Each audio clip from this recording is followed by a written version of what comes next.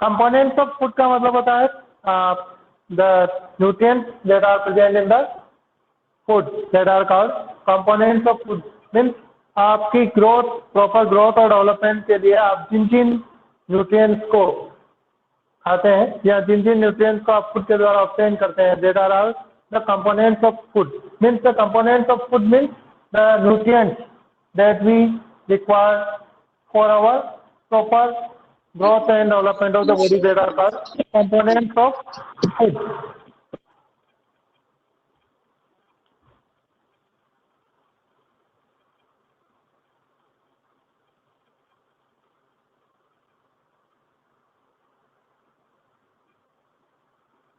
Components of food समझ में आ गया? The nutrients which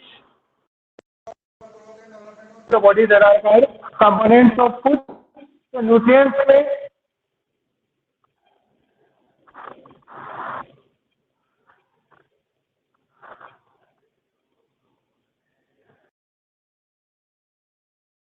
जो भी आप पढ़ चुके हैं वो है आपके carbohydrate,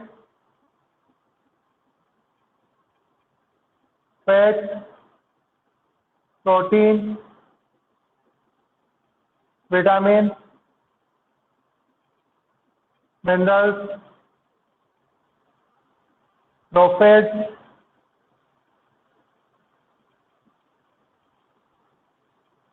that are all called the nutrients and that are all the components of the food. मतलब आप जो भी फूड खाते हैं उसके अंदर या तो कार्बोहाइड्रेट होता है, फैट होता है, प्रोटीन होता है।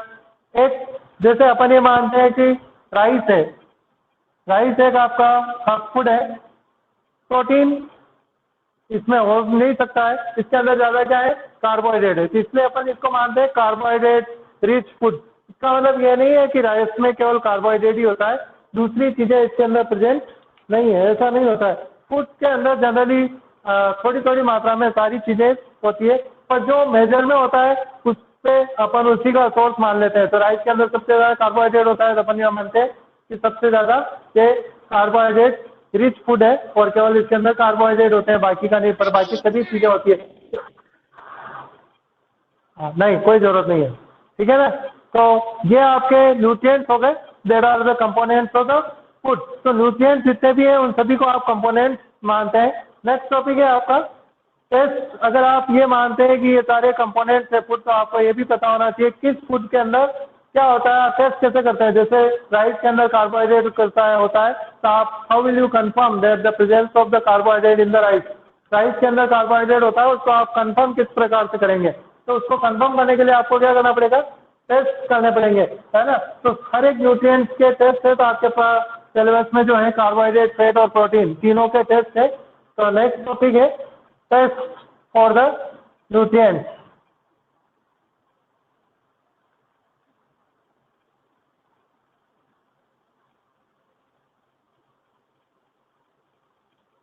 तो कार्बोहाइड्रेट जो होता है उसके बहुत सारी फॉर्म्स भी होती है, वो भी आपको पता होना चाहिए। बहुत सारे कंफ्यूज रहते हैं कार्बोहाइड्रेट के अंदर। कार्बोहाइड्रेट एक क्लास ऑफ कंपाउंड है और इसके अंदर बहुत सारी चीजें इंक्लूडेड है। जैसे स्टार्च अगर आप कहते हैं तो स्टार्च भी कार्बोहाइड्रेट है।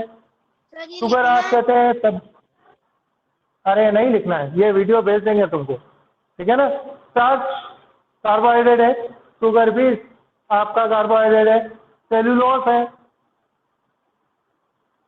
ग्लूकोज है, सुक्रोज है। कार्बोहाइड्रेट क्या होता है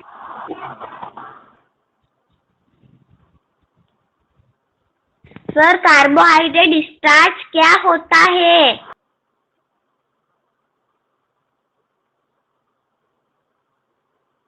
हाँ, तो कार्बोहाइड्रेट जो होता है वो न्यूट्रिएंट्स है और ये इनकी फॉर्म्स है कार्बोहाइड्रेट की। स्टार्च है, शुगर है, सेल्यूलोज है, ग्लूकोज एंड फ्रुक्टोज है, ये सभी फॉर्म्स होती है। स्टार्च भी कार्बोहाइड्रेट है, शुगर भी कार्बोहाइड्रेट है, सेल्यूलोज भी कार्बोहाइड्रेट है, ग्लूकोज और फ्रुक्टोज ये सभी कार्बोहाइड्रेट है। तो कार्बोहाइड्रेट जैसे 9 क्लास है, 9 क्लास एक क्लास है और इसके अंदर बच्चे बहुत सारे हो सकते हैं, ए हो सकता है, बी हो सकता है, सी हो सकता है, डी हो सकता है, वो सारे, पर वो कहलाएंगे क्या, 9 क्लास के बच्चे कहलाएंगे, क्योंकि वो सारे किस क्लास में पढ़ते हैं, 9 क्लास में पढ़ते हैं। पर सारे बच्चे एक जैसे नहीं है, सारे बच्चे क्या है, अलग अलग है, क्लास एक है। उसी तरह से कार्बोहाइड्रेट आपकी पूरी क्लास, कंपाउंड की क्लास है, न्यूट्रिएंट्स है, और उसके अंदर ये अलग अलग न्यूट्रिएंट्स आते हैं, जैसे स्टार्च है, शुगर है, है ना, सेलुलोज है, ग्लूकोज है, फ्रुक्टोज है, ये सभी कार्बोहाइड्रेट कहलाते हैं।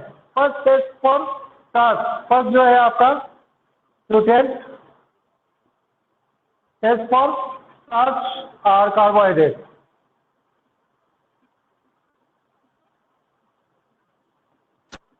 How will you test the presence of starch or carbohydrate in a food? आप एक फूड के अंदर स्टार्च और कार्बोहाइड्रेट अगर प्रेजेंट है तो आप उसको कंफर्म कैसे करेंगे कि इसके अंदर स्टार्च है या नहीं है? तो उसके लिए आपको एक सिंपल टेस्ट करना है और इसके लिए जो सॉल्यूशन रिक्वायर्ड है वो है iodine solution. The test of starch or carbohydrate can be done by the help of the iodine solution. इसका टेस्ट सिंपल ये होगा, फूड आप जो भी लेना चाहे, जैसे सिंपल फूड जिसके अंदर बहुत ज़्यादा मात्रा में स्टार्च होता है वो है पोटैटो, तो पोटैटो ले सकते हो, राइस ले सकते हो, कुछ भी छोटा सा पार्ट लेना है, थोड़े से पार्ट लेना है, उस फूड मटेरियल के ऊपर आपको आयोडीन सॉल्यूशन डालना है। अगर आप उसके ऊपर आयोडीन सॉल्यूशन डालते हैं और ब्लू ब्लैक कलर अपीयर होता है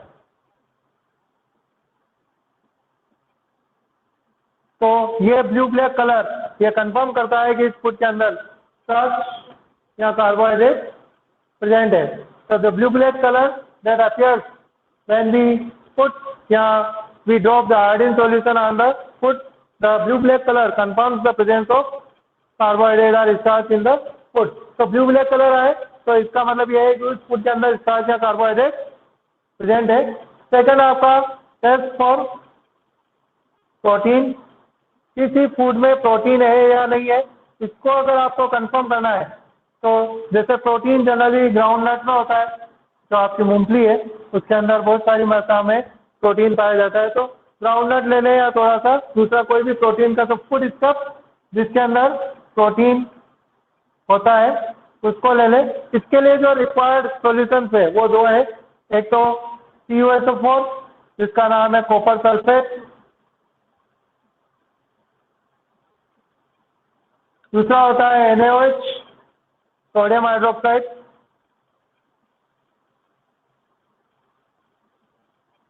ये दोनों सॉल्यूशन नीडेड है इस प्रोटीन के टेस्ट के लिए। तो आप CuSO4 ले सकते हैं, CuSO4 का नाम कॉपर सल्फेट है, NaOH ले सकते हैं जिसका नाम सोडियम हाइड्रोक्साइड है। तो फूड के ऊपर एक बार आप CuSO4 डाल दें, फिर NaOH की कुछ बूंद डाल दें तो वॉयलेट कलर अपीयर होगा। The appearance of the violet color confirms the presence of protein in that food material। अगर फूड के ऊपर आप CuSO4 और NaOH डालते हैं और वॉयलेट कलर अपीयर हो जाता है तो वॉयलेट कलर आने पर यह चीज़ कंफर्म है कि उस जो फूड आपने लिया है उसके अंदर प्रोटीन प्रेजेंट है ना। तो फूड के अंदर आपको CuSO4 डालना है, CuSO4 के बाद NaOH डालना है, और अगर वॉयलेट कलर आ जाता है इट मीन्स उस फूड के अंदर प्रोटीन प्रेजेंट है। नेक्स्ट है आपका test for fat. Fat generally किसमें होता है, जैसे घी है, बटर है, मिल्क है, चीज है ना। जो मिल्क और मिल्क की प्रोडक्ट की जो चीजें हैं उनके अंदर सब में फैट पाया जाता है। जैसे आप सिंपल एग्जांपल घी का ले सकते हो, चीज, बटर है ना, इनका भी ले सकते हो। तो किसी को भी इस ऐसा फूड मटेरियल लेना है जिसके अंदर फैट प्रेजेंट हो। सभी ऑयल के अंदर भी फैट प्रेजेंट होता है। तो आप उस फूड को लेकर क्रश करना है, किसके एक पेज लेना है और एक पेज के अंदर उसको क्रश करना है। क्रश करने का मतलब उसको पीसना है ना। तो crush the food material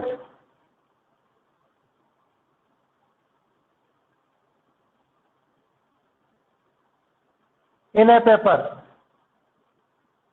paper के अंदर इसको क्रश कर दें तो ऑयली पैचेस अगर प्रेजेंट हो जाती है, ऑयली पैचेस ऑन पेपर। जैसे अगर आप घी को अगर आपके किसी जो भी एक आपका कागज ले, कागज के ऊपर अगर आप घी डाल देंगे तो बिल्कुल आपको ऑयली पैचेस दिखेगा और आर पार दिखने लग जाएगा और ट्रांसलूसेंट बन जाएगा।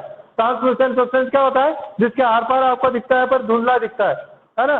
तो अगर ऑयली पैचेस उस पेज पर आ जाते हैं इट मीन्स उस फूड के अंदर फैट प्रेजेंट है।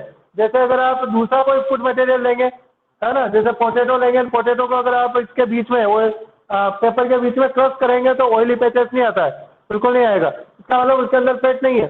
पर अगर आप कोई फूड सब्सटेंस लेते हैं और उसको दो पेज के अंदर लेके उसको क्रश करना है, और क्रश करने के बाद अगर उस पेज के ऊपर ऑयली पैचेस आ जाते हैं तो वो ऑयली पैचेस ये कंफर्म करते हैं कि उस फूड के अंदर फैट प्रेजेंट है।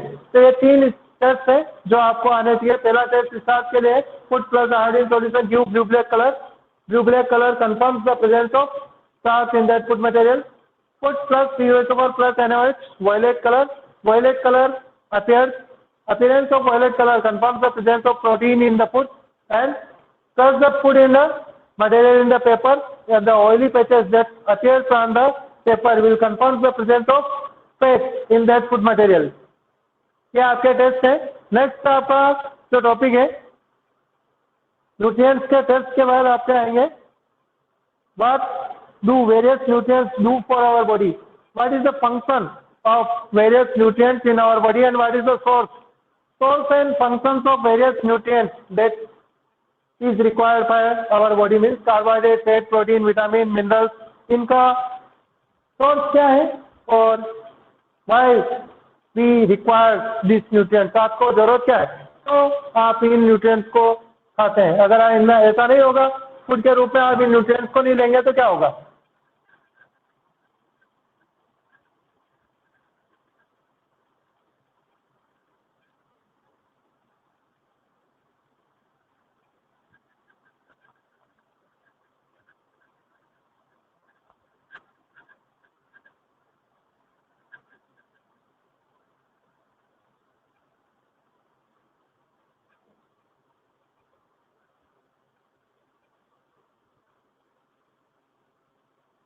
तो एक टेबल बना के समझ सकते हैं आप, पूरी टेबल बना दें। जैसे फर्स्ट आपका नेम ऑफ न्यूट्रिएंट,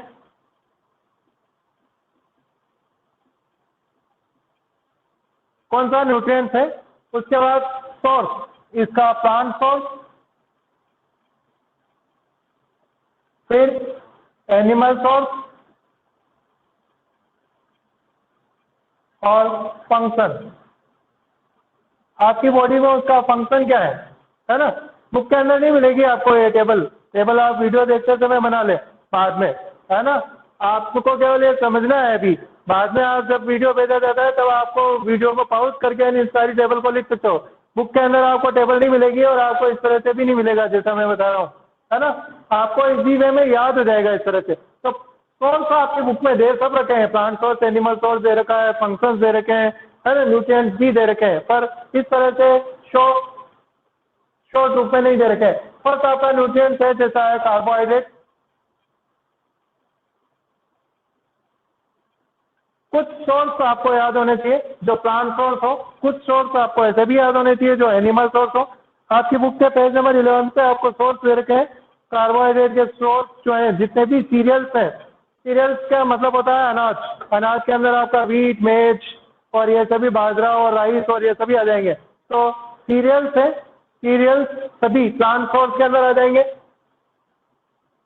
सीरियल्स के अंदर आपके सारे अनाज आ जाते हैं, पोटैटो है ना, शुगर कैन है,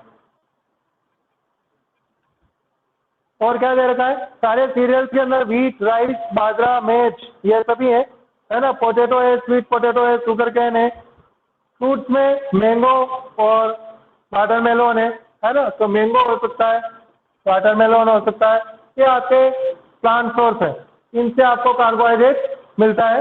नेक्स्ट जो है एनिमल सोर्स के अंदर क्या क्या है, एनिमल सोर्स के अंदर आपको मिल सकता है तो सारे ऑयल, ये ऑयल है सब, है ना।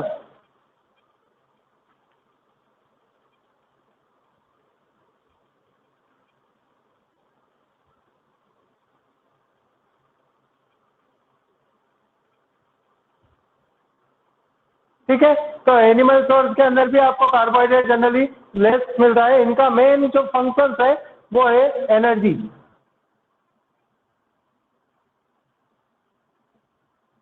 आपको खाना खाने के बाद जो भी एनर्जी मिलती है वो कार्बोहाइड्रेट के वजह से मिलती है। तो कार्बोहाइड्रेट आपको क्या प्रोवाइड करता है, एनर्जी प्रोवाइड करता है।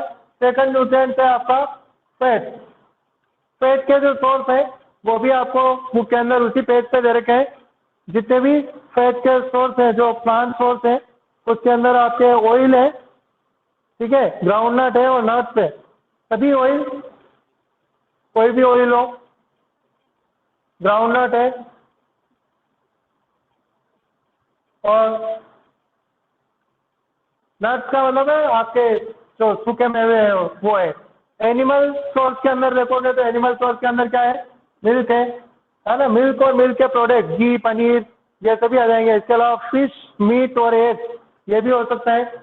फिश है, मीट है, एग है and milk product. Milk product के अंदर सारे आ गए, घी है, पनीर है, चीज है, बटर है, ये सारे सभी प्रोडक्ट है, ये सभी फैट्स को प्रोवाइड करता है, ये भी एनर्जी देता है।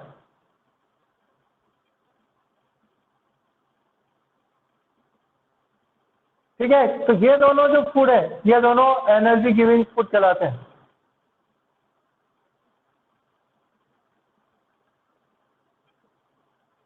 एनर्जी गिविंग फूड मतलब आपको सभी एनर्जी मिलेगी किससे, या तो कार्बोहाइड्रेट से मिलेगी या फैट से मिलेगी, पर फैट जो एनर्जी देता है वो कार्बोहाइड्रेट से ज़्यादा होती है। फैट आपको ज़्यादा एनर्जी प्रोवाइड करता है, कार्बोहाइड्रेट आपको एनर्जी तो देगा पर कम देगा। इसीलिए आपको फैट का अमाउंट आपके फूड में सदैव कम रखना चाहिए, कार्बोहाइड्रेट का अमाउंट सदा आपके फूड में ज़्यादा होना चाहिए। ऐसा क्यों? क्योंकि फैट आपकी बॉडी में स्टोर्ड भी होता है।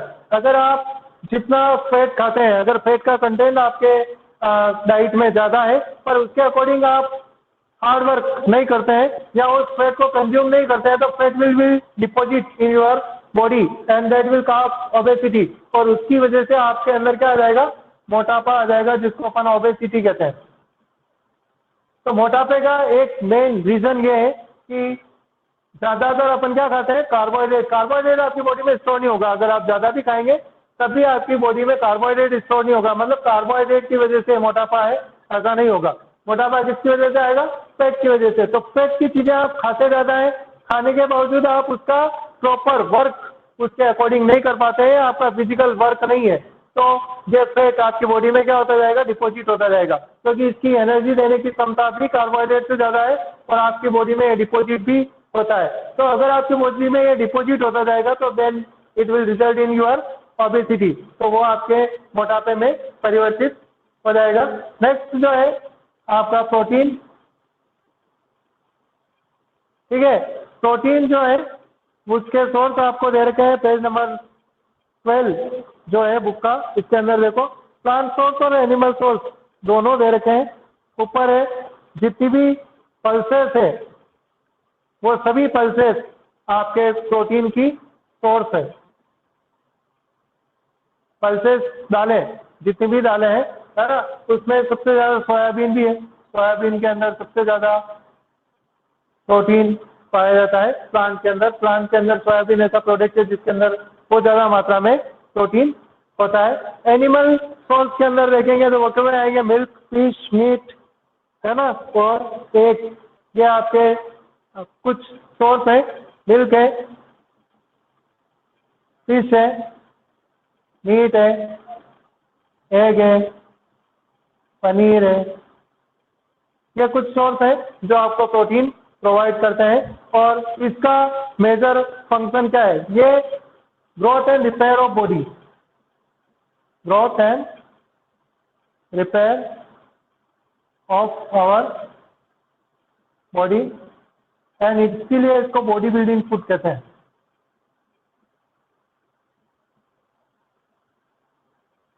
This food is called body building food. Energy giving food में कौन कौन सा जाएगा, कार्बोहाइड्रेट और फैट, और आपका प्रोटीन जो है वो बॉडी बिल्डिंग फूड है।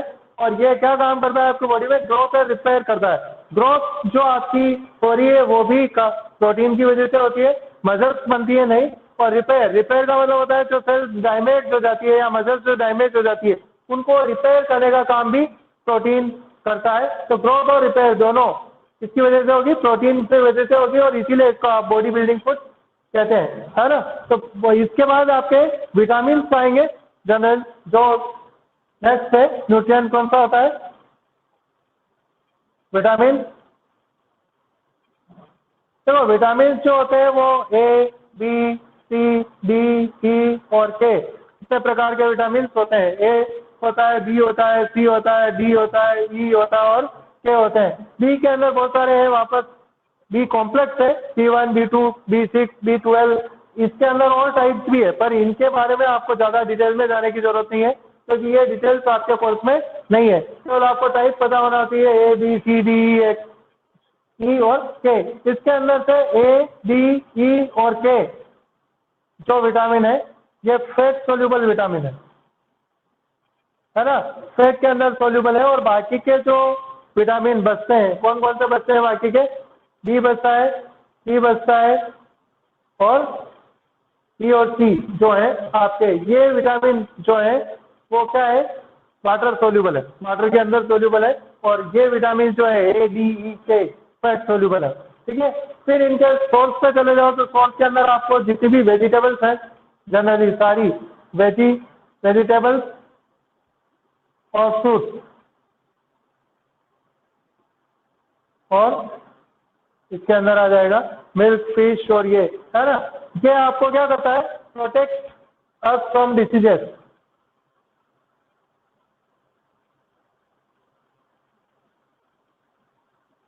विटामिन का क्या काम है? ये आपको डिसीज से प्रोटेक्ट करता है। तो आपकी बॉडी के अंदर जितने भी फूड आप खाते हैं, इसीलिए आप बैलेंस डाइट खाते हैं। बैलेंस डाइट का मतलब क्या होता है? ये सारी न्यूट्रिएंट्स आपके लिए जरूरी है। कुछ न्यूट्रिएंट्स आपको एनर्जी दे रहे हैं, कुछ न्यूट्रिएंट्स आपकी ग्रोथ और रिपेयर कर रहे हैं, कुछ बॉडी को बना रहे हैं, कुछ आपको प्रोटेक्ट कर रहे हैं। तो आपको ये सभी न्यूट्रिएंट्स अप्रोप्रिएट अमाउंट में डेली खाना पड़ता है। और इसीलिए क्योंकि आप बीमार नहीं हो जाते, ये आपको क्या करते हैं? प्रोटेक्ट करते हैं डिसीजेस से, ठीक है। नेक्स्ट जो आता है, इसके अंदर दो चीजें और इम्पोर्टेंट है विटामिन के अंदर। आपका विटामिन डी आपको सनलाइट से मिलता है, ये सोर्स भी है। अगर आप सनलाइट के अंदर थोड़ी समय तक वर्क करते हैं तो आपको विटामिन डी अपने आप मिल जाएगा। सी जो है विटामिन सी, अगर आप ज़्यादा फूड को बॉईल करते हैं तो ये खत्म हो जाता है। विटामिन सी अगर आपके वेजिटेबल्स में है, वेजिटेबल्स को बनाते समय आप उसको बहुत ज़्यादा कुक कर लेते हैं, बहुत ज़्यादा गर्म कर लेते हैं, तो विटामिन सी क्या हो जाएगा? खत्म हो जाएगा, है ना। डिस्ट्रॉय बाय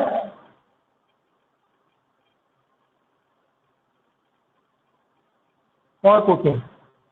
ज़्यादा आप कुक कर देते हैं तब ये क्या हो जाएगा? डिस्ट्रॉय हो जाएगा, है ना। तो आपको ज़्यादा कुक नहीं करना चाहिए। कभी भी आप वेजिटेबल्स और ये बनाए तो बहुत ज़्यादा कुक नहीं करनी चाहिए, क्योंकि ये विटामिन जो होते हैं ज़्यादातर जनरली क्या हो जाते हैं? डिस्ट्रॉय हो जाते हैं। और ये आपको सनलाइट से मिल जाएगा। लास्ट जो बचा आपका मिनरल्स है। मिनरल्स के अंदर वैसे तो आपको बहुत कम अमाउंट में चाहिए। मिनरल्स के अंदर आपका आयरन आएगा, आयोडीन आएगा, कैल्शियम है और फास्फोरस है, ठीक है। तो इनके सोर्स भी आपको पता होना चाहिए।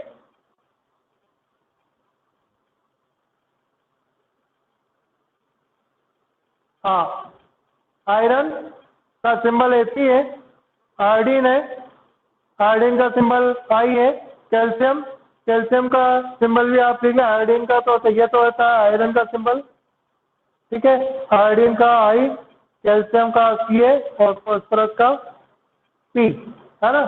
ये सारे सिंबल हैं और ये सभी मिनरल्स आपको बिल्कुल चाहिए, कम अमाउंट में चाहिए। पर अगर आपकी बॉडी को प्रोटेक्ट करना है डिसीज से, यहाँ बहुत सारी जो रिक्वायरमेंट है, जैसे कैल्शियम और फास्फोरस आपके बोन्स को बनाते हैं। बोन्स के अंदर अगर कैल्शियम की कमी होती है तो आपकी बोन्स जल्दी जल्दी ब्रेक होने लग जाएगी। आयोडीन है तो गोइटर जो होता है, आपकी थायराइड ग्लैंड जो होती है उसके प्रॉपर फंक्शनिंग के लिए आयोडीन इंपॉर्टेंट है। आयरन जो है, आयरन आपकी बॉडी में ब्लड को बनाता है, और अगर ब्लड के अंदर हीमोग्लोबिन की कमी है तो आयरन की कमी की वजह से। और हीमोग्लोबिन अगर आपकी बॉडी में कम रहेगा तो आप अच्छा खाएंगे, उसके बावजूद भी आपको कमजोरी महसूस होगी, क्योंकि ऑक्सीजन की सप्लाई प्रॉपर अमाउंट में नहीं होगी और वो आयरन करता है, ठीक है ना। सोर्स जो है आपको अलग अलग मिनरल्स के सोर्स आपको यहाँ पे दे रखे हैं। पेज नंबर 13 पे देखो, some source of iodine. Iodine किससे मिलता है? आयोडीन मिलता है अपने को नमक से। तुमने कभी भी देखा हो तो कभी भी घर पे जो नमक लाते हो उसके ऊपर देखना, उस पर लिखा होता है आयोडाइज्ड साल्ट, लिखा है ना। तो आयोडीन कहाँ से मिलेगा आपको? नमक से भी मिल जाएगा, है ना। तो नमक है, उसके अलावा वेजिटेबल्स, और ये तो यही है। इन मिनरल्स के लिए भी फ्रूट और वेजिटेबल्स मेजर सोर्स है। फ्रूट और वेजिटेबल्स और मिल्क तो यही है। मिल्क के अंदर भी आपको सभी चीज़ें मिलेगी, और ये भी आपको बोन्स बनाएंगे, बोन्स बनाने में काम आते हैं। अलग अलग वर्क करते हैं। कुछ आपका हीमोग्लोबिन बनाते हैं, बोन्स बनाते हैं, ठीक है। तो अलग अलग हीमोग्लोबिन, बोन्स के अंदर क्या आएगा, कैल्शियम और फॉस्फोरस काम में आएगा। हीमोग्लोबिन के अंदर क्या काम आएगा, आयोडीन, आयरन। और आयोडीन किसके लिए वर्क करता है, थायराइड ग्लैंड के लिए,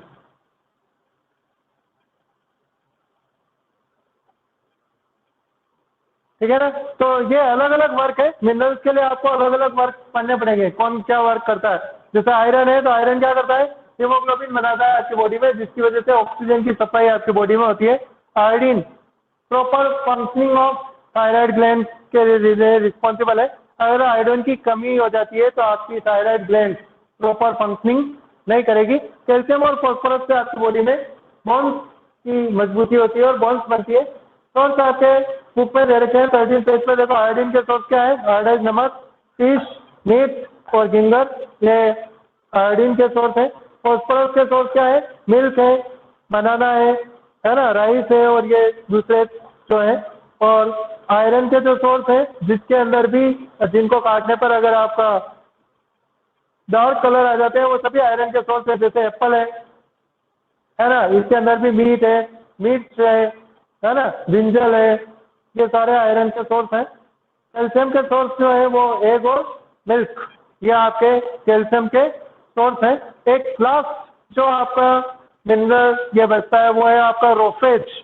रोफेज जिनको डाइटरी फाइबर भी कहते हैं, रोफेज एंड डाइटरी फाइबर। तो रोफेज और डाइटरी फाइबर का काम आपकी बॉडी में न्यूट्रिशन प्रोवाइड करना नहीं है, वो आपको एनर्जी भी प्रोवाइड नहीं करते हैं। उनका केवल इतना सा काम है कि वो आपकी जो बॉडी में अनडाइजेस्टेड फूड बनता है उसको इजी वे में आपकी बॉडी से रिमूव करने के लिए रोफेज या डाइटरी फाइबर वर्क करते हैं, है ना। तो ये सारे आपके न्यूट्रिएंट्स हो गए। कार्बोहाइड्रेट आपको किन किन से मिलता है, तो कार्बोहाइड्रेट और फैट क्या हो गए, एनर्जी गिविंग फूड हो गए। प्रोटीन क्या हो गया, बॉडी बिल्डिंग फूड हो गया। डिसीज से कौन कौन बचाएगा आपको, विटामिन और मिनरल्स। और ये आपकी बॉडी को डिसीज फ्री रखने के लिए और इजी वे में फंक्शनिंग के लिए आपके सारे विटामिन और सारे मिनरल्स एसेंशियल है। अलग अलग मिनरल्स का जो वर्क है वो भी आपकी बॉडी में अलग होगा, वो बता चुके हैं अपन। आयरन हीमोग्लोबिन बनाता है, ब्लड के फॉर्मेशन में सहायक है। आयोडीन आपकी थायराइड ग्लैंड की प्रॉपर फंक्शनिंग के लिए जिम्मेदार है। कैल्शियम और फॉस्फोरस से आपकी बोन्स बनती है और उनकी प्रॉपर फंक्शनिंग के लिए कैल्शियम और फॉस्फोरस रिक्वायरमेंट है। और एक रोफेज है, तो रोफेज क्या करता है, अनडाइजेस्टेड फूड जो आपकी बॉडी में बनता है उस अनडाइजेस्टेड फूड को बॉडी को बाहर निकालने के लिए जिसका अपन उपयोग करते हैं न्यूट्रिएंट्स, वो है आपका रोफेज एंड डाइटरी फाइबर। कितना टाइम है, टाइम कितना हुआ, 36 हुआ, ठीक है।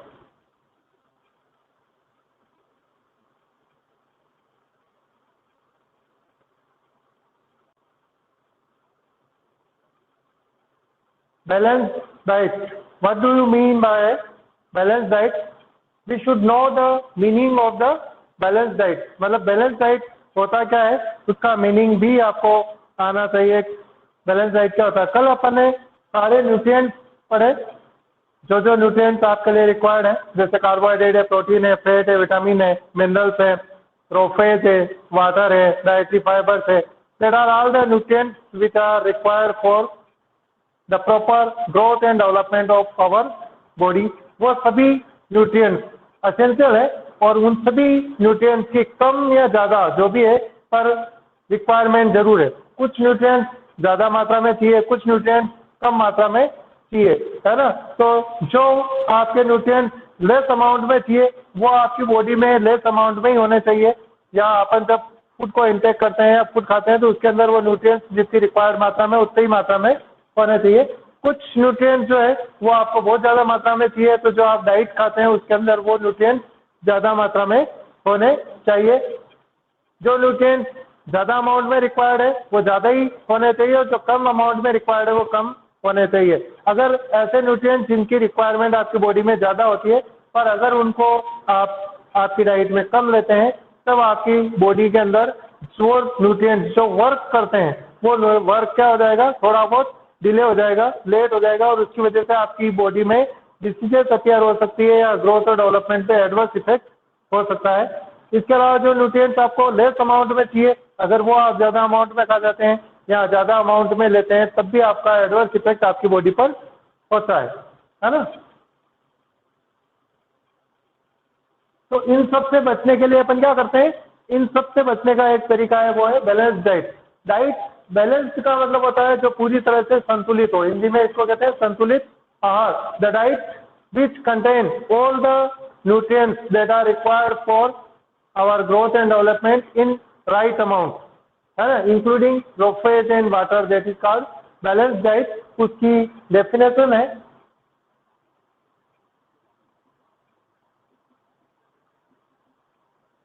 the diet which contain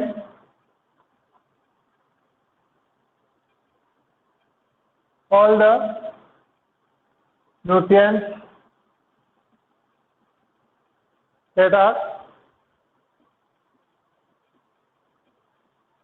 required for proper growth and development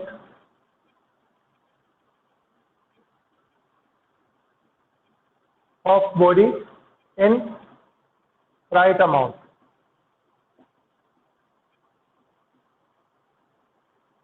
including prophase and water. It's called a balanced diet. ठीक है, तो इसका सर रोपेज का मतलब क्या होता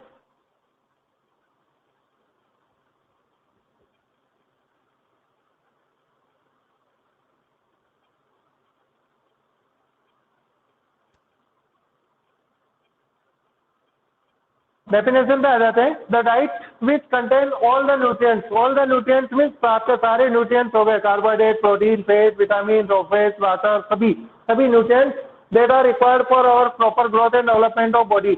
जो आपकी ग्रोथ और रिक्वायरमेंट के डेवलपमेंट के लिए जिन जिन न्यूट्रिएंट्स की जरूरत है वो सभी उस डाइट में होने चाहिए, पर किसमें, राइट अमाउंट में। राइट अमाउंट का मतलब जितना आपको चाहिए, जो न्यूट्रिएंट्स आपको ज्यादा अमाउंट में चाहिए वो ज्यादा होना चाहिए, और जो न्यूट्रिएंट्स कम अमाउंट में चाहिए वो कम होना चाहिए। तो राइट अमाउंट में होने चाहिए। ऐसा नहीं कि आपको कार्बोहाइड्रेट चाहिए तो केवल आप कार्बोहाइड्रेट ही खाएं, प्रोटीन और फैट पे खाएं नहीं, है ना, विटामिन आपकी डाइट में हो ही नहीं। तो सारे न्यूट्रिएंट्स राइट अमाउंट में होने चाहिए, और उसमें रोपेज और वाटर भी आपकी सम्मिलित है, वो भी होना चाहिए। तो ऐसे डाइट को अपन बैलेंस डाइट कहते हैं। तो ये बैलेंस डाइट की डेफिनेशन हो गई।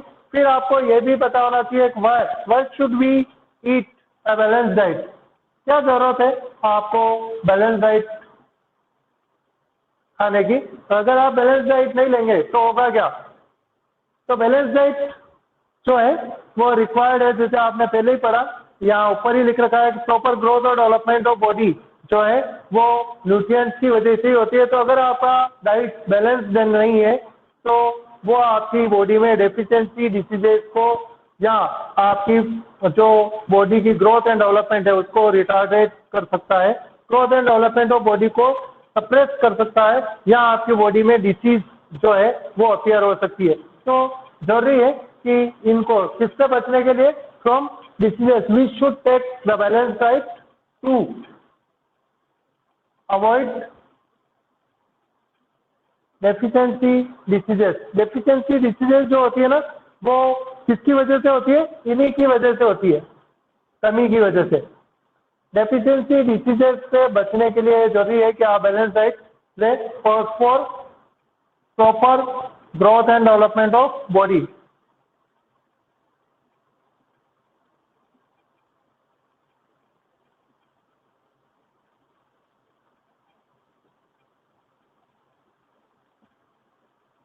तो आपकी बॉडी की ग्रोथ प्रॉपर हो, डेवलपमेंट प्रॉपर हो, रिटार्डेड ग्रोथ नहीं हो, डेफिशिएंसी डिसीजेस आपकी बॉडी में नहीं हो, उसके लिए जरूरी है कि आप बैलेंस डाइट खाएं। तो इसलिए आप बैलेंस डाइट को लेना चाहिए। कुछ प्रिकॉशंस हैं जो भी आपको ध्यान रखने चाहिए बैलेंस डाइट को खाते समय, उन प्रिकॉशंस का भी आपको ख्याल रखना चाहिए।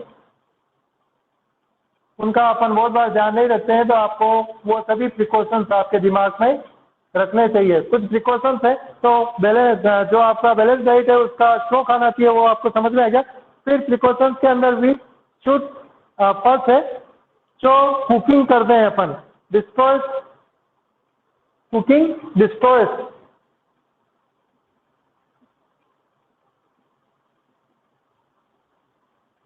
Many vitamin and minerals.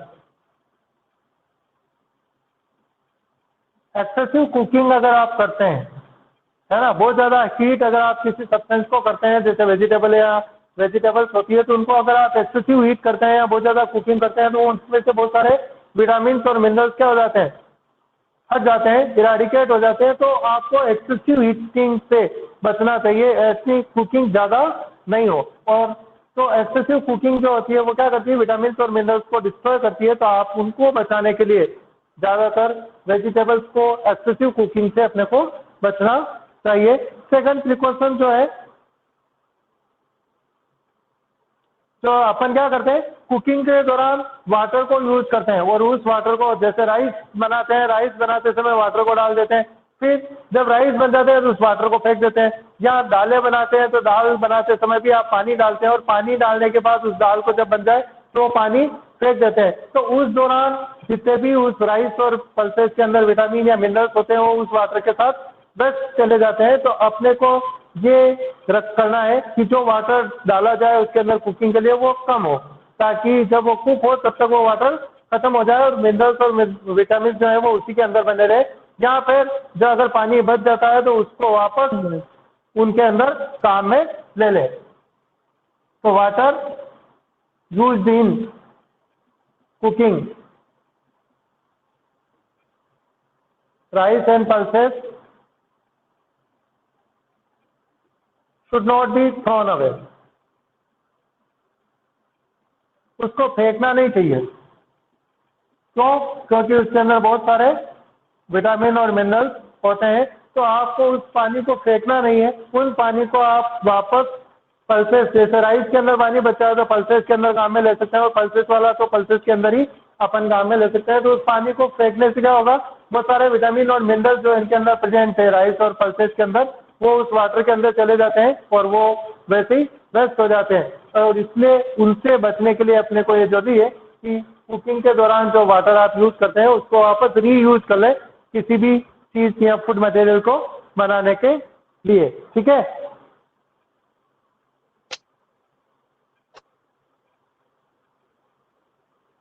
तो कॉमन विटामिन जो नष्ट होता है कुकिंग के दौरान, तो vitamin C get destroyed during cooking. Generally अपन जो करते हैं ना कुकिंग, उस दौरान सबसे ज्यादा जो विटामिन डिस्ट्रॉय होता है वो कौन सा होता है, विटामिन सी। तो अपन ये जानते हैं कुकिंग के दौरान आपके वेजिटेबल्स को तो जब आप कुक करते हैं तो मिनरल्स और विटामिन उनमें से लॉस हो जाते हैं। तो इसके लिए आप जरूरी है कि वी शुड इंक्लूड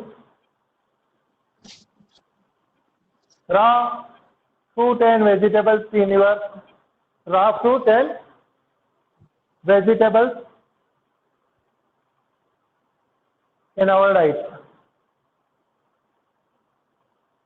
है ना। देखो अगर आप कुकिंग करते हैं तो कुकिंग करना भी जरूरी है, क्योंकि उसकी वजह से खाना सॉफ्ट बनता है और डाइजेशन में इजी हो जाता है। तो कुकिंग भी जरूरी है, पर कुकिंग के दौरान बहुत सारे विटामिन और मिनरल्स क्या हो जाते हैं, डिस्ट्रॉय हो जाते हैं। अब उनको आप प्राप्त करना चाहते हैं तो आपके पास जो उपाय बचता है वो ये है कि आपकी जो डाइट है उसके अंदर आपको कच्चे फल और सब्जियां भी इंक्लूड करनी चाहिए, ताकि जो मिनरल और विटामिन इस कुकिंग के दौरान डिस्ट्रॉय हो जाते हैं वो भी आपकी बॉडी को मिलते रहे। मतलब कुछ वेजिटेबल्स है जिनको आप रॉ रूप में खा सकते हैं, जैसे ऑनियन है, टोमेटो है ना, ककड़ी है, कुछ जो है जैसे रेडिश है, इनको आप रॉ मटेरियल मतलब कुकिंग नहीं करनी है, कच्ची ही खानी है। और फ्रूट्स जो है उनको भी आप कच्चे खा सकते हैं। तो ये जो मिनरल्स और विटामिन कुकिंग के दौरान डिस्ट्रॉय हो गए हैं वो वापस आपको प्राप्त हो सके, है ना। तो रॉ फूड जो है, रॉ फ्रूट और वेजिटेबल्स आपके डाइट में इंक्लूड आपको करना चाहिए ताकि ये जो डिस्ट्रॉय हो जाते हैं उनकी पूर्ति की जा सके, ठीक है। फिर अगला जो है, we should not eat excess fat.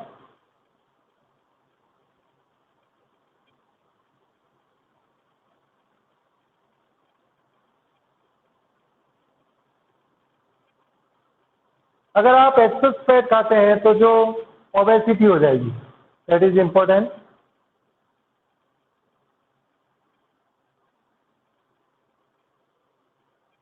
Obesity जो है वो एक डिसीज है, ठीक है।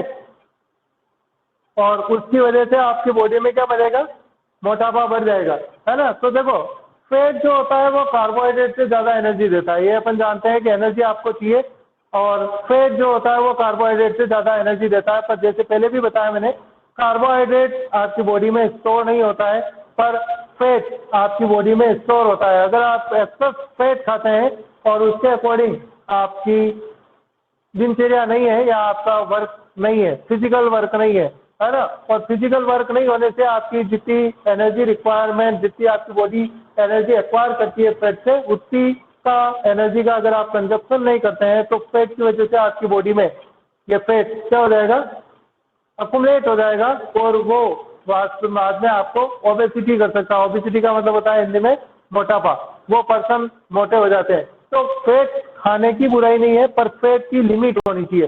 फैट आपकी डाइट में सदैव कम मात्रा में होना चाहिए। ये अगर आप एक्सेस फैट खाएंगे, बहुत ज़्यादा फैट खाएंगे और उसके अमाउंट में आपका फिजिकल वर्क नहीं है तो धीरे धीरे आप ओबेसिटी का शिकार हो जाएंगे और obesity will bring a lot of diseases along with it, है ना। ओबेसिटी जो है अपने साथ बहुत सारी डिसीजेस को साथ में लाती है। तो ओबेसिटी से जब तक हो बचा जाना चाहिए क्योंकि ओबेसिटी के साथ जो डायबिटीज है, हाई ब्लड प्रेशर है, लो ब्लड प्रेशर है ना, दूसरी जो बीमारियां हैं, बहुत सारी बीमारियां ओबेसिटी से रिलेटेड है और ओबेसिटी की वजह से ही आपकी बॉडी में आती है। तो आप ओबेसिटी से अगर बचे रहेंगे तो इन बीमारियों से भी आप बच सकते हैं, है ना। तो एक्सेस फैट को सदैव आपकी अवॉइड करना चाहिए। फैट खाए ऐसा कुछ नहीं पर लिमिट होनी चाहिए, कम खाना चाहिए। कार्बोहाइड्रेट को आप बढ़ा सकते हैं एनर्जी चाहिए तो, पर फैट को आप नहीं बढ़ाना चाहिए, ठीक है। तो ये कुछ प्रिकॉशंस हैं जो आपको ध्यान रखने चाहिए जब आप बैलेंस डाइट खाते हैं, है ना। तो ये प्रिकॉशंस भी आपके दिमाग में होने चाहिए। नेक्स्ट टॉपिक जो है आपका डेफिशिएंसी डिसीजेस। अपन ने अभी कहा कि अगर आप ये बैलेंस डाइट नहीं खाते हैं तो डेफिशिएंसी डिसीजेस हो सकती है, पर आपको ये भी नॉलेज होना चाहिए कि आपकी बॉडी में किस न्यूट्रिएंट्स की कमी से किस प्रकार की डेफिशिएंसी डिसीजेस हो सकती है।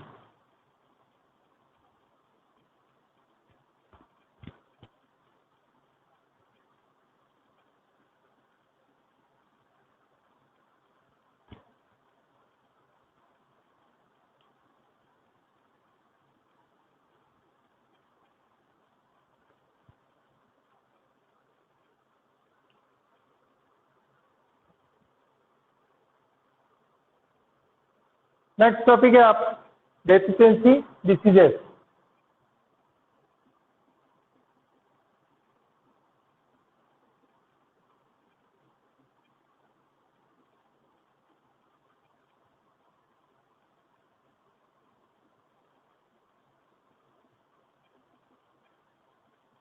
डेफिशिएंसी डिसीजेस क्या होती है? देखो डिसीज मीन्स बीमारी होती है, डेफिशिएंसी का मतलब होता है हिंदी में कमी, है ना। The diseases which arises in our body due to the lack of any nutrients that is required by our body, that is called deficiency diseases. मतलब आपकी बॉडी में कोई भी वो डिसीज जो अपियर होती है किसकी वजह से, किसी भी न्यूट्रिएंट्स की कमी की वजह से, जो न्यूट्रिएंट्स आपके प्रॉपर ग्रोथ और डेवलपमेंट के लिए रिक्वायर्ड है, मतलब carbohydrate, fat, protein, vitamin, minerals, इनकी अगर आपकी बॉडी में कमी होती है किसी भी न्यूट्रिएंट्स की तो आपकी बॉडी में कुछ डिसीजेस अपियर होती है और उन डिसीजेस को अपन डेफिशिएंसी डिसीजेस कहते हैं, है ना। तो ये डिसीजेस डेफिशिएंसी की वजह से हो रही है। डेफिशिएंसी किसकी? न्यूट्रिएंट्स की। और न्यूट्रिएंट्स जो आपके लिए रिक्वायर्ड है, प्रॉपर अमाउंट में रिक्वायर्ड है। अगर आपको ज़्यादा चाहिए और आप कम मात्रा में खाते हैं तो ज़्यादा पीरियड के टाइम के बाद कुछ डिसीजेस आपकी बॉडी में अपीयर हो जाती है और उनको अपन डेफिशिएंसी डिसीजेस कहते हैं। तो डेफिनेशन समझ में आ गई। डेफिशिएंसी डिसीजेस क्या होती है? The diseases occurs which occurs due to the lack of nutrients. किसकी वजह से होती है? Diseases that occur due to lack of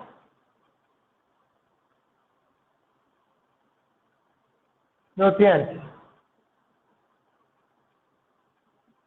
nutrients की अगर आपकी बॉडी में कमी होती है और उसकी वजह से आपकी बॉडी में कोई डिसीज अपीयर होती है तो वो डेफिशिएंसी डिसीजेस होती है। फिर टाइप जो आपके न्यूट्रिएंट्स हैं उनमें से किस किस की वजह से कौन कौन सी डिसीज हो सकती है, तो वो डिसीजेस भी है, वो आपको पता होना चाहिए।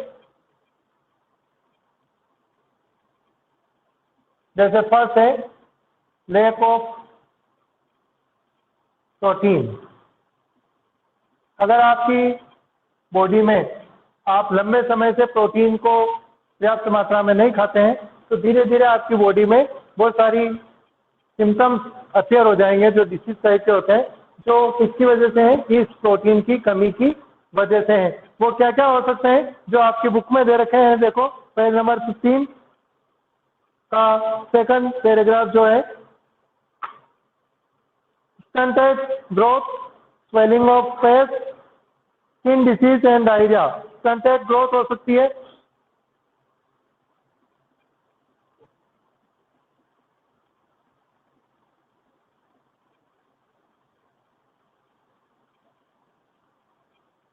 स्वेलिंग ऑफ फेस, ठीक है। इसके अलावा स्किन डिसीज हो सकती है,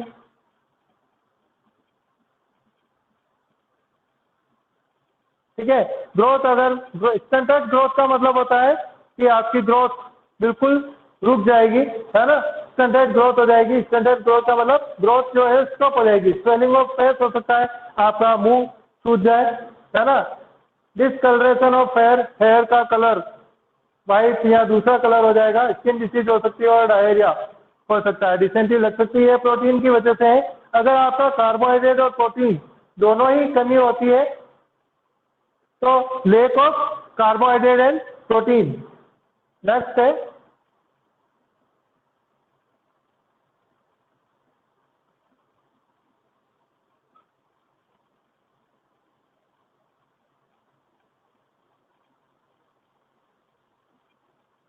तो अगर आपकी बॉडी में कार्बोहाइड्रेट और प्रोटीन दोनों की कमी होती है तो वो पर्सन लीन हो जाता है, बिल्कुल पतला हो जाएगा। लीन मतलब बिल्कुल दुबला पतला और बिल्कुल कमजोर हो जाएगा। And unable to move. और कभी कभी अगर बहुत ज़्यादा लंबे समय तक कार्बोहाइड्रेट और प्रोटीन की कमी अगर बनी रहती है तो वो पर्सन चलने फिरने में सक्षम नहीं रह पाता है, मतलब बहुत ज़्यादा वीक हो जाता है और कमज़ोर हो जाता है। जैसे बहुत सारे पर्सन जो है ना, खाना अगर बंद कर देते हैं तो वो पर्सन ज़्यादा मूव नहीं कर पाएंगे और ज़्यादा हैवी वर्क भी नहीं कर पाएंगे। उसी तरह से अगर आपकी बॉडी में लगातार कार्बोहाइड्रेट और प्रोटीन की कमी होती है तो धीरे धीरे आप बहुत सारे पतले और वीक हो जाएंगे और धीरे धीरे आपके चलने फिरने में आपको दिक्कत आने लग जाएगी, है ना। फिर नेक्स्ट जो आता है, इसके अलावा फैट की डेफिशिएंसी से ज़्यादा कुछ होता नहीं है, क्योंकि फैट की डेफिशिएंसी से आपकी एनर्जी का रिक्वायरमेंट कार्बोहाइड्रेट से पूरा हो जाता है। तो फैट आप खाते हैं, ठीक है, लिमिटेड होना चाहिए, पर फैट की कमी से कुछ होगा नहीं। अगर पर्सन फैट नहीं खाता है तो भी चलेगा, है ना, क्योंकि उसकी पूर्ति प्रोटीन किससे हो जाएगी? कार्बोहाइड्रेट से। Carbohydrate will provide the energy, so the fat is that is not much essential, इतना ज़्यादा essential नहीं है। अगर आप खाते हैं तो अच्छी बात है, नहीं खाते हैं तो भी चलेगा, है ना। नेक्स्ट जो है आपकी deficiency diseases due to lack of vitamin and minerals. Next जो है आपकी वो आ जाएगी lack of vitamin and minerals. तो बहुत सारी डेफिशिएंसी डिसीजेस हो सकती है विटामिन और मिनरल्स की कमी से। तो विटामिन कौन कौन से होते हैं? जैसे विटामिन फर्स्ट जो आपकी टेबल है, vitamin A, vitamin B, vitamin C, vitamin D, vitamin A, E और विटामिन ई के द्वारा भी हो सकती है, पर अपनी बुक में ई और के नहीं दे रखा है तो छोड़ दो। कैल्शियम, आयोडीन और आयरन, है ना। नेक्स्ट है आपका कैल्शियम, आयोडीन एंड आयरन, ये आपके मिनरल्स हैं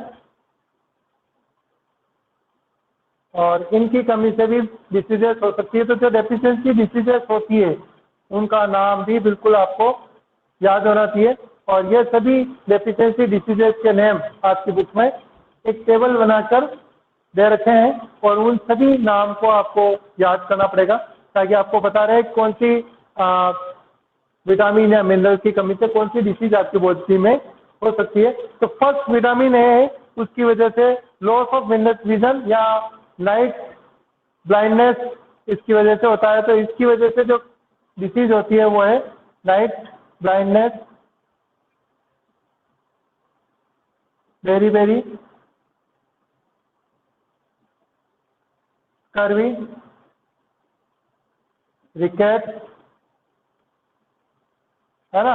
और कैल्शियम की वजह से बोन जो होगी, बोन अगर आपकी कमजोर हो जाती है, बोन और टीथ जो होते हैं वो डिके हो जाएंगे। आयोडीन की कमी से गोइटर हो सकता है और इस आयरन की कमी से एनीमिया हो सकता है। तो इसकी वजह से आपका गोइटर, एनीमिया, है ना, decay of bone and tooth, ये कुछ डेफिशिएंसी डिसीजेस हैं जो आपकी बॉडी में अपीयर हो सकती है। तो विटामिन ए की अगर आपकी बॉडी में कमी होती है तो नाइट ब्लाइंडनेस का मतलब होता है उन पर्सन्स को दिन में तो दिखता है पर जैसे ही अंधेरा होता है उसके बाद वो उनको दिखना बंद हो जाता है। तो ब्लाइंडनेस है पर कब? नाइट को। ऐसा नहीं कि उनको दिन को नहीं दिखता है, दिन को तो दिखता है पर 6 बजे या 7 बजे के बाद जैसे ही अंधेरा होता है, अंधेरा होने के बाद उन पर्सन्स को बहुत कम दिखने लग जाता है। इस बीमारी को अपन नाइट ब्लाइंडनेस कहते हैं और ये विटामिन ए की कमी से होती है। विटामिन बी की कमी से जो होगी वो बेरी है। विटामिन सी की कमी से स्कर्वी होगी जिसमें आपकी स्किन बिल्कुल रफ हो जाएगी, इसमें भी होठ कट सकते हैं और स्किन पर रेसेस आ जाते हैं, है ना। स्कर्वी के अंदर भी आपकी स्किन जो हो जाएगी बहुत ज़्यादा रफ हो जाएगी और कहीं कहीं से क्रैक हो जाएंगे और वहाँ से आपका खून निकलेंगे। मसूड़े भी कमजोर हो जाएंगे और मसूड़ों में से आपका खून निकलने लग जाएगा। विटामिन डी की कमी से जो होती है वो रिकेट्स होती है और रिकेट्स के अंदर क्या होंगे, आपके जो पाँव है उसकी मसल्स या बोन्स जो होती है उनकी ग्रोथ रिटार्डेड हो जाएगी और आपकी जो दोनों लेग्स हैं वो बिल्कुल पतले हो जाएंगे और वो पर्सन धीरे धीरे चलने फिरने में बिल्कुल अक्षम हो जाएंगे और चल फिर नहीं पाएंगे। तो रिकेट्स उन्हीं पर्सन में होता है जिसमें विटामिन डी की कमी हो, फिर उसके पाँव बिल्कुल उंगली जैसे पतले हो जाते हैं और वो पर्सन अपाहिज हो जाते हैं और जिंदगी भर उनको या तो बैसाइकिल पे चलना पड़ता है या ट्राईसाइकिल पे चलना पड़ता है। कैल्शियम जो है डिके, आपकी अगर कैल्शियम की कमी होती है आपकी बॉडी में तो आपके टूथ बहुत जल्दी गिर जाएंगे। बोन इतनी कमजोर हो जाएगी कि अगर आप गिर जाते हैं तो आपकी बोन क्रैक हो जाएगी और टूट जाएगी, मतलब बहुत जल्दी वीक हो जाती है बोन और टीथ दोनों। आयोडीन में कमी अगर होगी तो गोइटर हो जाएगी। गोइटर में थायराइड ग्लैंड जो होती है जो आपके गले में होती है वो इंक्रीज हो जाएगी, एनलार्ज साइज की हो जाएगी और गले से बाहर निकल जाएगी और यहाँ पर एक दाग के रूप में लटक जाएगी और उस बीमारी को अपन गोइटर कहते हैं, जो अब नजर नहीं आती है क्योंकि गवर्नमेंट ने आयोडीन को अनिवार्य कर दिया है और आपको सभी नमक में आयोडीन मिलता है। तो जितना अमाउंट में आपको आयोडीन चाहिए उतना आपको मिल जाता है। तो अब ये बीमारी लगभग किसी पर्सन में अपन को दिखाई नहीं देती है। आयरन की कमी से एनीमिया होता है और एनीमिया में आपको पर्सन को बहुत ज्यादा कमजोरी फील होगी, है ना। उसको क्योंकि iron is essential for the formation of haemoglobin और हीमोग्लोबिन आपको क्या सप्लाई करता है? ऑक्सीजन की सप्लाई अगर आपकी बॉडी में करता है और अगर आपकी बॉडी में ऑक्सीजन सप्लाई प्रॉपर नहीं होगी तो क्या होगा, आपको कमजोरी महसूस होगी, वो पर्सन बेहोश हो सकते हैं, उनकी ग्रोथ भी रिटार्डेड हो जाएगी। तो ये कुछ डिसीजेस है जो आपके इन न्यूट्रिएंट्स की कमी की वजह से होती है। एक बार और देख लो, विटामिन ए की कमी से क्या होता है? नाइट ब्लाइंडनेस होता है। बी की कमी से बेरी होती है। सी की कमी से कर्वी होती है। विटामिन डी की कमी से रिकेट्स होता है। कैल्शियम की कमी से बोन और टूथ डिके स्टार्ट हो जाएगा। आयोडीन की कमी से गोइटर होता है और आयरन की कमी से एनीमिया डिसीज हो सकती है ना। तो ये आपका लेसन जो है वो कंप्लीट हो गया है। फिर अपन फास्ट वे में क्वेश्चन आंसर देख लेते हैं। जितने भी क्वेश्चन आंसर हैं तो उनको फिर अपन तुम्हारी जो भी प्रॉब्लम है वो सुनेंगे, ठीक है। Name the major nutrients in our body. तो जितने भी न्यूट्रिएंट्स हैं उनके नाम लिखने हैं। फर्स्ट क्वेश्चन नंबर फर्स्ट, जितने भी न्यूट्रिएंट्स है कौन कौन सा है? जैसे कार्बोहाइड्रेट है, प्रोटीन है, फैट है, विटामिन है, मिनरल्स है, प्रोफेज है, एंड डाइटरी फाइबर है और वाटर है। इन सभी न्यूट्रिएंट्स का नाम आपको लिखना है। तो the major nutrients in our food are, और लिस्ट बनानी है। Name the following the nutrients which mainly gives energy to our body. तो कौन कौन से न्यूट्रिएंट्स आपको एनर्जी देते हैं? तो the answer is carbohydrate and fat. Carbohydrate and fat the nutrients that are needed for the growth and maintenance of our body. तो growth और मेंटेनेंस के लिए आपको कौन सा न्यूट्रिएंट चाहिए? प्रोटीन। कौन सा चाहिए? प्रोटीन, ठीक है। The nutrients that is required for the proper growth and development of our body is protein. कौन सा होता है वो? प्रोटीन होता है। A vitamin that is required for maintaining good eyesight. तो ये गुड आई साइट को बनाए रखने के लिए जिस विटामिन की आवश्यकता है वो है विटामिन ए, है ना। इसकी कमी की वजह से आपके जो आइस है उसमें बीमारियां होती है। आपकी जो साइट या देखने की क्षमता है वो कम होती है। A mineral that is required for keeping our bones healthy. तो ये आंसर लिख रखा है। बोन्स और टूथ को हेल्थी कौन रखता है? कैल्शियम। तो कौन सा मिनरल रिक्वायर्ड है? कैल्शियम। नेक्स्ट है name to food rich in fat. Fat के अंदर जैसे ऑयल है, घी है ना, मिल्क है, मिल्क प्रोडक्ट है। साथ कार्बोहाइड्रेट में है तो कार्बोहाइड्रेट में आपके सारे सीरियल्स है, व्हीट, मेज, है ना, राइस, इसके अलावा पोटैटो है, शुगर कैन है, ये साथ के सोर्स हैं। डाइटरी फाइबर के फ्रूट और वेजिटेबल्स जो सोर्स हैं, जितने भी फ्रूट है और जितनी भी वेजिटेबल्स है सब डाइटरी फाइबर की सोर्स है। प्रोटीन किससे मिल रहा है आपको? प्रोटीन से मीट है, फिश है, एग है ना, सोयाबीन है, पल्सेस है, ये सभी आपको प्रोटीन प्रोवाइड करते हैं। इनमें से किसी भी दो का आप नाम लिख सकते हैं। Pick the statement that are correct or wrong. By eating rice alone, we can fulfill nutritional requirement of our body. तो ये कह रहा है केवल राइस खाने से आपकी सारी न्यूट्रिएंट्स रिक्वायरमेंट पूरी हो जाती है। तो अपन गलत है, ये फॉल्स स्टेटमेंट है। केवल राइस से आपको कार्बोहाइड्रेट मिलेगा, बाकी के न्यूट्रिएंट्स आपकी बॉडी में कम होते जाएंगे। नेक्स्ट है deficiency diseases can be prevented by eating a balance diet. Yes, correct. आप बैलेंस डाइट खाते हैं तो आपकी बॉडी के अंदर डेफिशिएंसी डिसीजेस बिल्कुल नहीं होती, ठीक है। नेक्स्ट है balance diet for the body should contain a variety of food items. ये भी करेक्ट है। बैलेंस डाइट के अंदर आपका जरूरी है कि आप बहुत सारी तरह के वैरायटी के फूड आइटम्स खाएं ताकि आपको सभी न्यूट्रिएंट्स प्रॉपर अमाउंट में मिल सके। Meat alone is sufficient to provide all nutrients to the body. False है। मीट की वजह से आपकी सारी रिक्वायरमेंट पूरी हो जाए ऐसा पॉसिबल नहीं है। फिल इन द ब्लैंक्स में is caused by deficiency of vitamin D. Vitamin D की कमी से क्या होता है? रिकेट।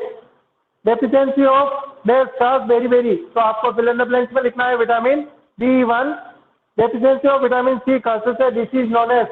विटामिन सी की कमी से क्या होता है? कर्वी। और night blindness is caused due to the deficiency of vitamin A, है ना। तो first fill in the blanks में है विटामिन डी से कमी से होती है रिकेट।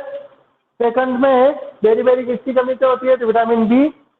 विटामिन सी की कमी से क्या होती है? तो स्कर्वी। और विटामिन नाइट ब्लाइंडनेस किसकी कमी से होती है? तो विटामिन ए, ठीक है। ये आपके सारे क्वेश्चन आंसर हो गए इस लेसन के। सर क्वेश्चन सेकंड का सेकंड बताओ।